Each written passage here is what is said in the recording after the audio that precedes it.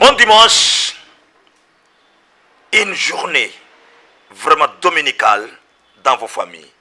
Mbote na bino batubolula popola mbote na bino ba internaute ba iba pona HD la congolaise lokola chaîne na bango culturelle na pesi bino mbote bozala ka bino eyengela mokata mabota pambate lelo zali mokolo yenga yango lobaki lokola lelo mokolo yenga na meka mwa muke ko expliquer pe batu makambo mususu parce que bonzambe komi kotinda biso pe na kobunga bonzambe ya nzambe te bonzambe na ndenge ya koluka kosambela et komi koluka échanger biso comportement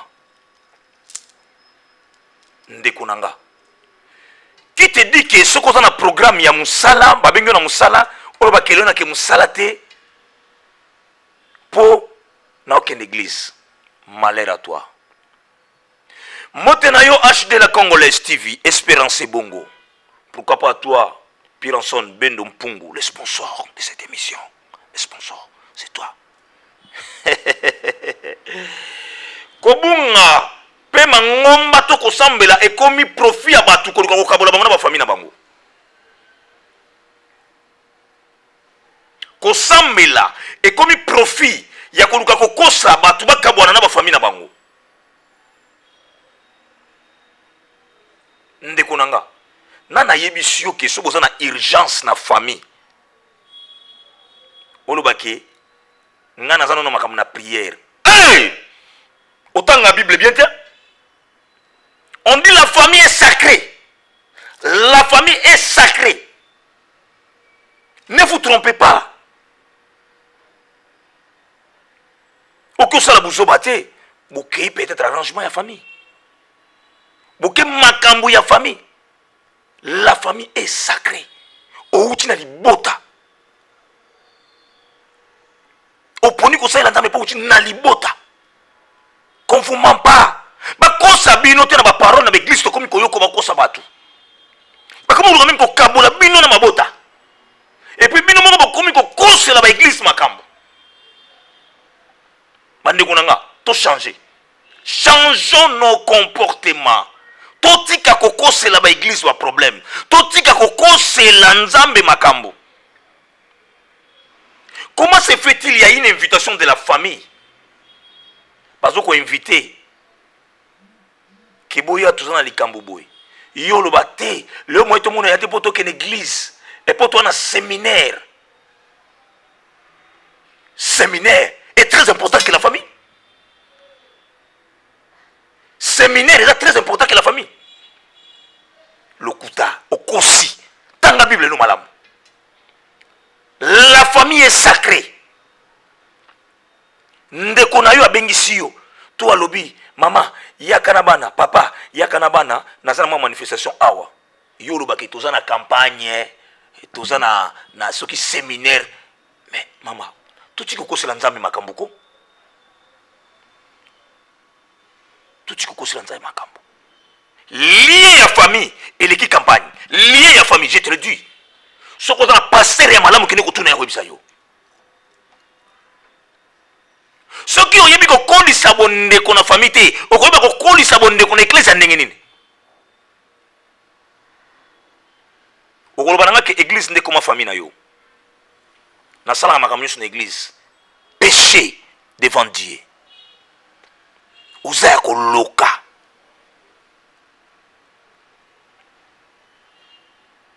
Comment tu peux aimer ton église plus que ta famille?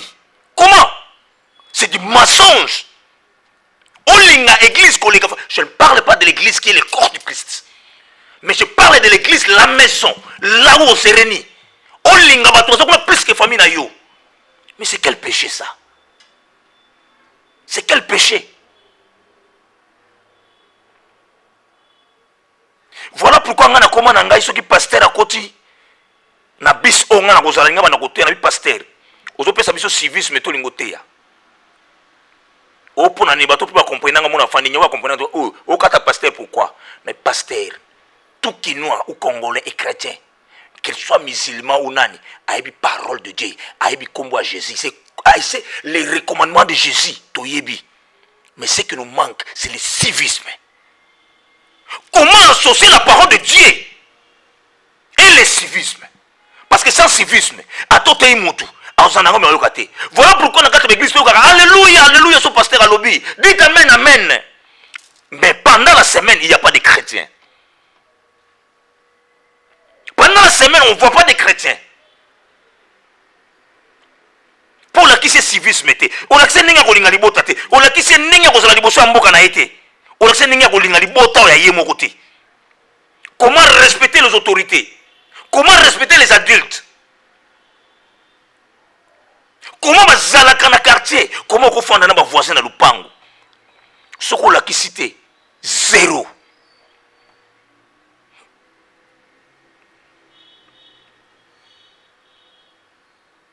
Zéro, pasteur. Ce qu'on peut civisme en église na yoté, c'est zéro. Aujourd'hui, si l'Amérique est Amérique, c'est l'église qui est d'Amérique. Vous avez qu'on respecter. Ah, au sachet, n'a pas place au thé. C'est l'église. Vous savez hein, que beaucoup, aujourd'hui à Kinshasa, de nos transporteurs, parce que ce ne sont pas des chauffeurs. Esprit de vie, beaucoup sont des chrétiens. Amati Cyprien Ningenaye. Et puis ayotia mbonga mabunza na église. Ayotia pedim.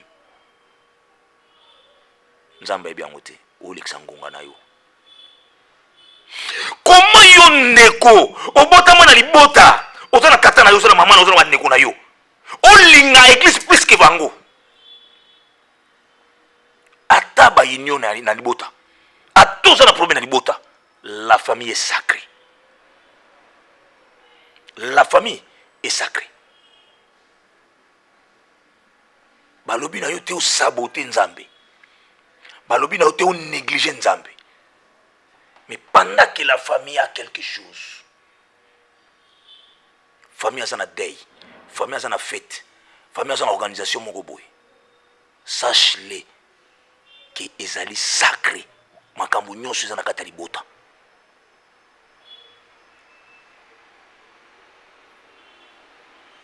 À chaque fois, okomona ndeko zo kobenga ndeko na bandeko na ye, tozana likambo boye ngana ke église. Tozana likambo boye ngana koyemba. Tozana likambo boye ngana ko modérer. Les bons samaritains, voilà l'exemple. Toke musikate. Qu'est-ce que le Christ nous a prêché pour la likambo les bons samaritains? Le prêtre est venu, excusez-moi, le prêtre est venu, il est passé. Disons aujourd'hui la colite. Par exemple, Pampaka église, Banane, Bayepe Baleki.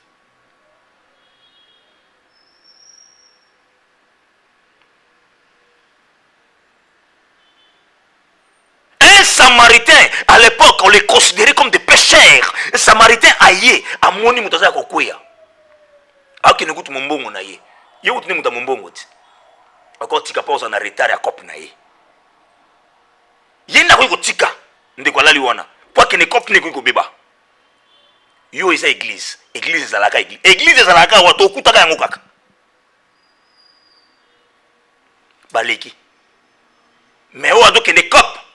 A telemi pozo ndeko. Ake no tika na hôpital. Le Christ a demandé. Na bango misato.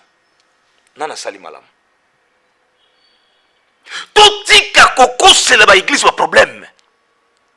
Prenons l'exemple de moi. Avec mes enfants. Parlons peut-être dans le terme autoriko yebela. Mes neveux, mes nièces, nana posa na bango chez moi. Peut-être une manifestation. Yon ne konango ke ne koloba ke non, toza na campagne, toza na eloko boyi. Oboya bana baya pa na ngai pour ça.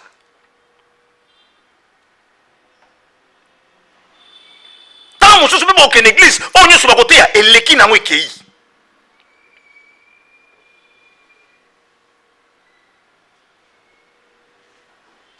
Bandeko, totika bisala sala, kolakisa que non, nous sommes plus que kozala mo santu. Des fois, il y a koluka konke ukoma mo santu to mema batu na masumu.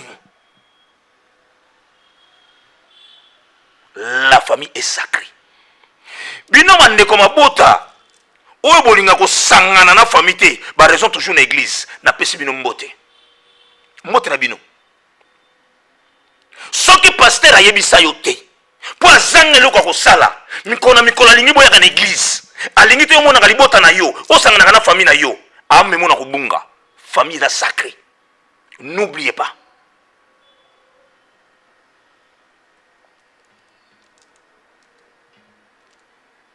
Famille ezali sacré.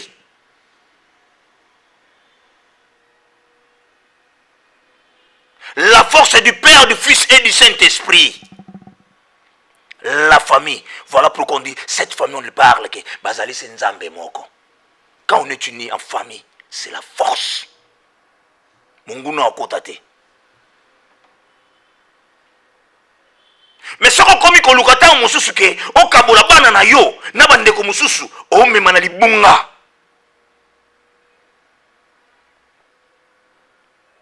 Bandeko yo ba mesana koluka ko kabola bana na iba sangana bana bandeko na ba mususu te na pesi bino mbote. Qui te dit que ba oya yo nde ba kobonga na vie? Qui te dit que ba oya yo nde ba supérieur liboso na liboso pa na Nzambe? Ta mususu ba odo saboter olingite ba oya yo ba sangana bango mutu akotombwama.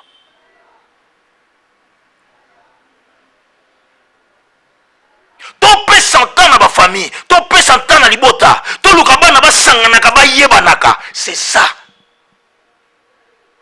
Bana ba yebanaka na ba église. Qui te dit que l'église est sainte? Qui te dit que toutes les personnes qui sont là, baza ba santu? Par rapport à la famille ozo koboya. Pour baza bato nzala, bato apasi, baza ngitina. Qui te dit ça?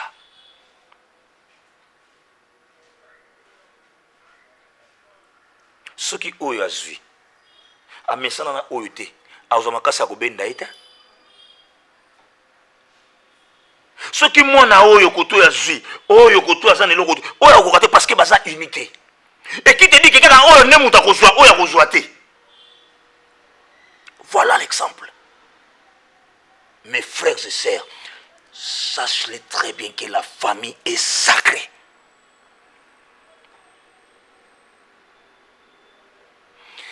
Merci à toi, mon oncle Jean-Willy Boussa.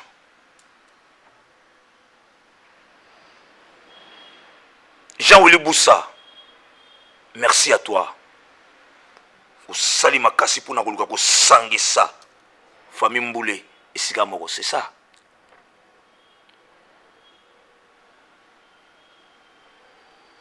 Kokomisa libote zonga moko ezali esika moko. Bazana bo moko ba ko simbana pote ba kende liboso. C'est ça la force d'une famille.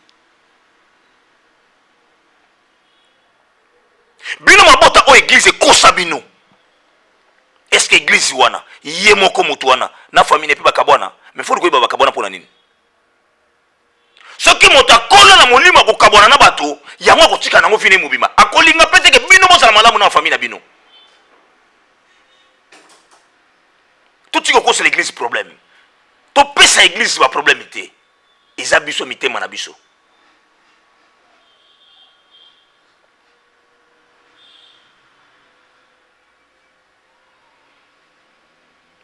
On encadre les enfants, mais on n'oblige pas aux enfants. Tant que moi na posa bandeko na yaza na bango, mais yo zo lunga osala elo mobo. Toujours pas réponse mususu pe komona ko zo na kata famille, po mutu nde mutalobi, po papa nde mutalobi, po maman alobi, mais bana ba yebite ke non. Maman leki, maman kulutu, non konane tout ça, abenga kibiso pona likamoko, bana pe ba yebite mais ozuka réponse ya papa to maman. Sikoyo mama kulutu mama leki banoko wana to papa leki bazwa à chaque fois réponse wana bango yebi ke tango olu bana bana ba yebi na mutu na bango pona bana wana nini kozala nini kozala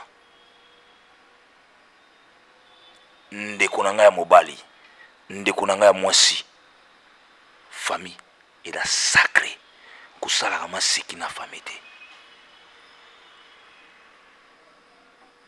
Merci à toi, Piranson Mpungu Bendo. Merci.